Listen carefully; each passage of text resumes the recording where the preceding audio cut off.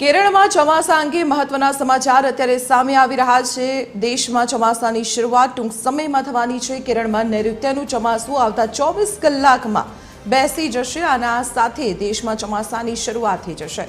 આ વર્ષે વરસાદ સરેરાશ કરતાં ઓછો વરસવાની આગાહી હવામાન વિભાગ દ્વારા વ્યક્ત કરવામાં આવી છે। દર વર્ષે કેરળમાં ચોમાસું 1 જૂને બેસી જતું હોય છે, પરંતુ આ વર્ષે કેરળમાં વિલંબથી ચોમાસું પહોંચ્યું છે।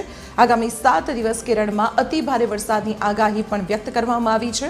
કેરળ બાદ ચોમાસું મહારાષ્ટ્ર થઈને રાજસ્થાન, હરિયાણા પહોંચશે।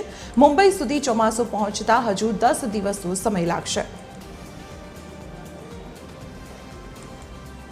ત્યારે संवाददाता वैभव श्रीवास्तव અત્યારે આપણી સાથે फोन लाइन पर जुड़ाएला है। वैभव, जो जानकारी सामने आ रही है, आज से केरल में मानसून पहुंचेगा, क्या अभी ज्यादा अपडेट मिल रही है? गुजरात तक आने में कितना टाइम लगेगा?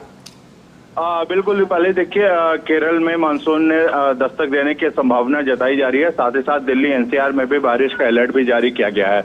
साथ ही साथ अगर देखा जाए तो जिस तरह से मौसम हवामान विभाग के अनुसार जो है आने वाले 3 से 4 दिनों में गुजरात की तरफ जो है ये दस्तक मानसून जो है वो दस्तक दे सकता है। और वहीं अगर देखा जाए तो देश में दक्षिण पश्चिम मानसून जो है केरल में कल दस्तक दे सकता है। और मौसम विभाग के अनुसार ये जो है आगे बढ़ने की परिस्थितियां अनुकूल बताई जा रही है। और दिल्ली एनसीआर समेत 12 ऐसे राज्य हैं जिसमें मानसून जो है वो दस्तक दे सकता है आने 4 से 6 दिनों के बीच में जो है।